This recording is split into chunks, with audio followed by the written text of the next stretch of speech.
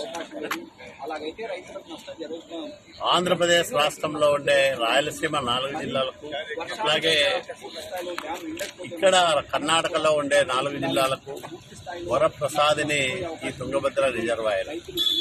ఈ రిజర్వాయర్ నుంచి వచ్చే నీళ్ల వల్లనే అనంతపురం, కర్నూలు, కడప జిల్లాల్లో సాగునీరు, తాగునీటి అవసరాలు తీర్చుకుంటా ఉన్నాం. కర్ణాటకలో కూడా తీవ్రమైన అనావృష్టి జిల్లాలైన బళ్ళారి కానీ, రాయచూరు కానీ, అట్లాగే కొప్పలు కానీ, గదగ్ కానీ ఇట్లాంటి జిల్లాల్లో ఈ నీరు పారి మరి ప్రజలకు, రైతులకు మేలు చేకూరుస్తాం.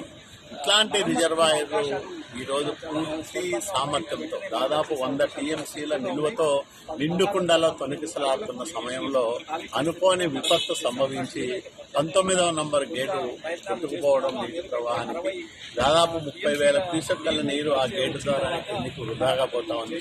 ఆ గేటుకు నీటి ఒత్తిడి పెరిగిందని పక్కనుండే గేట్లన్నీ కూడా ఎత్తి దాదాపు 90,000 క్యూసెక్కుల నీటిని దిగువకు వదులుతూ ఉన్నారు. దీనివల్ల దాదాపు 60 టీఎంసీల నీటిని నష్టపోయే ప్రమాదం ఏర్పడింది. ఇదే జరిగితే భవిష్యత్తులో వర్షాలు సక్రమంగా రాకపోతే ఆంధ్రప్రదేశ్ రాష్ట్రంతో పాటు కర్ణాటక రాష్ట్రంలో కూడా రైతులు తీవ్రమైన నీటి ఎద్దడిని ఎదుర్కొనే ప్రమాదం వస్తుంది. కాబట్టి మేము ఉదయం నుంచినే అధికారులందరినీ కూడా అప్రమత్తం చేశాం. చంద్రబాబు నాయుడు గారు ఉదయం నుంచినే ఒకవైపు జలవనరుల శాఖ మంత్రి నిమ్మల రామానాయుడు గారిని, మరోవైపు ఆర్థిక శాఖ మంత్రి పయ్యావుల కేశవ్ గారిని అప్రమత్తం చేసి నిపుణులందరినీ రప్పించి మరి తగిన మరమ్మతులు చేయించడంతో పాటు దానికి అవసరమైన నిధులు కూడా ఏవైనా అవసరమైతే వెంటనే విడుదల చేయమని కూడా ఆదేశాలు ఇచ్చారు. ఆంధ్రప్రదేశ్ రాష్ట్ర ప్రభుత్వం దీనిపైన చాలా సీరియస్గా స్పందించింది. కానీ మన చేతుల్లో లేని విషయం. ఈ గేటు మొదట 4 అడుగులు మేర అమరిస్తే కనీసం 64 టీఎంసీల నీటిని నిల్వ చేసుకునే దానికి అవకాశం ఏర్పడుతుందని అధికారులు చెప్తా ఉన్నారు.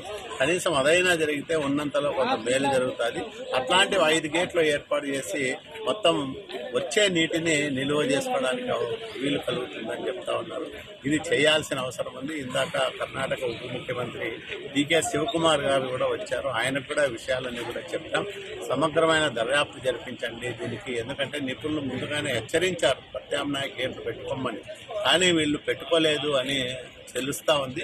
నిజంగా ఇది మానవ తప్పిదమైతే ఇంతకంటే నేరము, ఘోరం మరొకటి ఉండదు. కాబట్టే మేము ఒకటే డిమాండ్ చేస్తాము, దీని మీద సమగ్రమైన దర్యాప్తు జరగాల. భవిష్యత్తులో ఇట్లాంటి పునరావృతం కాకుండా తుంగభద్ర బోర్డు, కేంద్ర ప్రభుత్వం గట్టి చర్యలు తీసుకోవాలని మేము కోరుతా ఉన్నాం. ఇక్కడే 2 ఏజెన్సీలకు ఇచ్చారు వర్క్. 2 రోజుల్లో మొదట 4 అడుగుల గేటును తయారు చేసి ఇస్తామని చెప్పారంట. చెప్తే 2 రోజుల్లో మన గేటు అమరిస్తే కొంత నీటిని మనం నిల్వ చేసుకోవడానికి అవకాశం ఉంది.